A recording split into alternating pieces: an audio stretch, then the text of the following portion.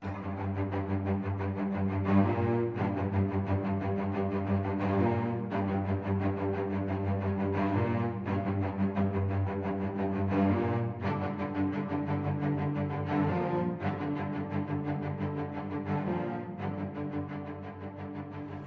moi je suis Vincent Crière.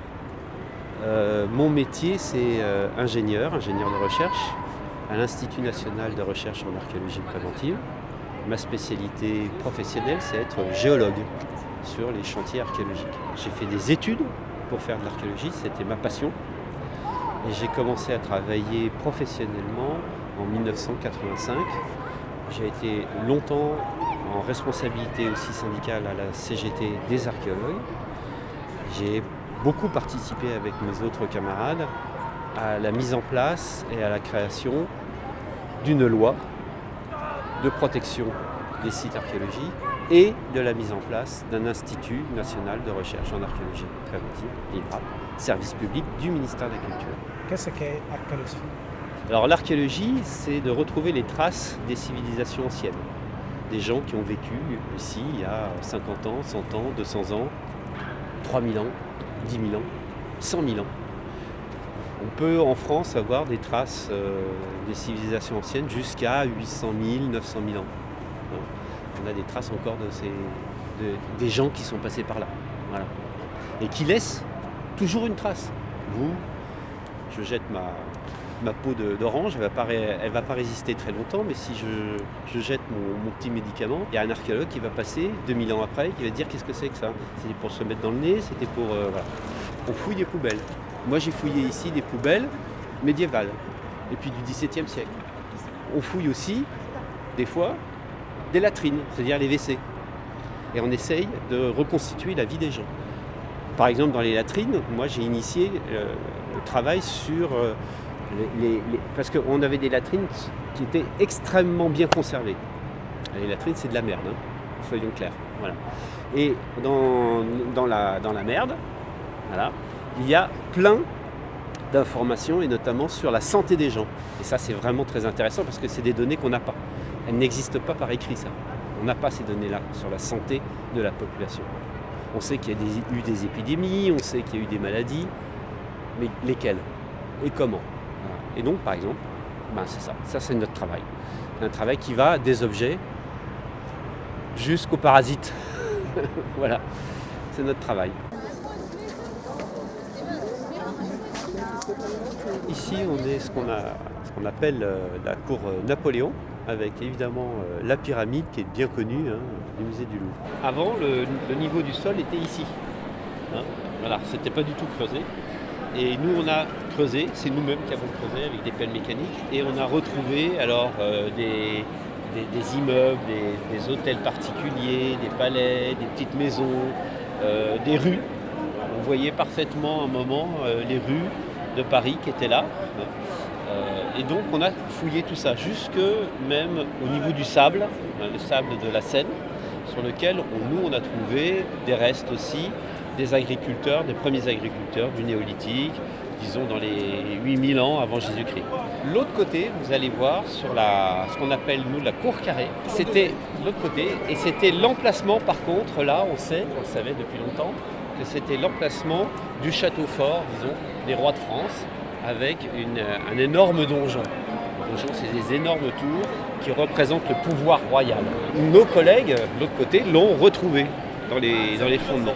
Et maintenant, elle est exposée parce que c'est un très beau bâtiment. Enfin, on n'a que la base, mais ça reste quand même un très beau bâtiment de l'époque Louis Philippe.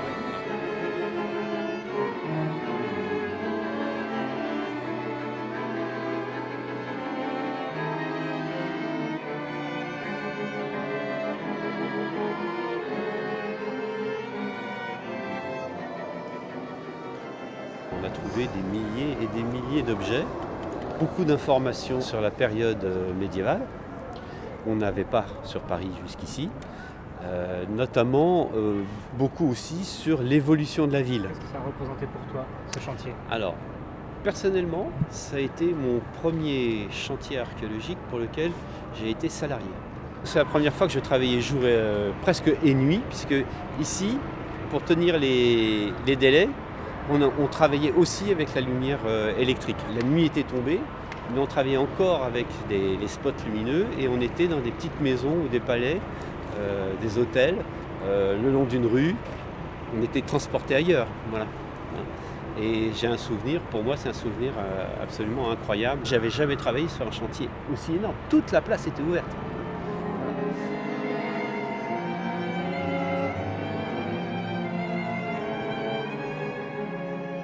Donc premier chantier, mais aussi première action syndicale. On était plus d'une centaine ici, salariés, dans une structure associative qui s'appelait l'AFAN, l'Association française pour les fouilles archéologiques.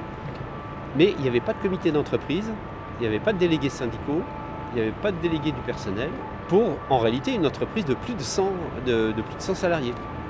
Donc moi, à l'époque, j'ai dit, on arrête là, on convoque des élections, on élit un comité d'entreprise, on élit des délégués syndicaux, des délégués du personnel, et on construit une convention collective parce que au niveau des conditions de travail, c'était super limite. Il n'y avait en réalité pas de normes. Et la bataille a commencé ici en termes de professionnalisation au sein du ministère de la Culture pour l'archéologie préventive. Voilà. C'est là que ça a commencé réellement ici. Et on a fait d'ailleurs les premières grèves des archéologues ont eu lieu sur ce chantier. On a obligé l'État, le gouvernement, à faire une loi qui dise qu'on ne pouvait pas faire de travaux creusés sans avoir vérifié avant s'il n'y avait pas des traces de civilisation ancienne. Une obligation légale. Et depuis que c'est une obligation légale, on a un institut de recherche, l'INRAP. Moi, je suis agent de l'INRAP. Et on a des professionnels, des agents publics dans un service public qu'on a créé il y a maintenant 19 ans.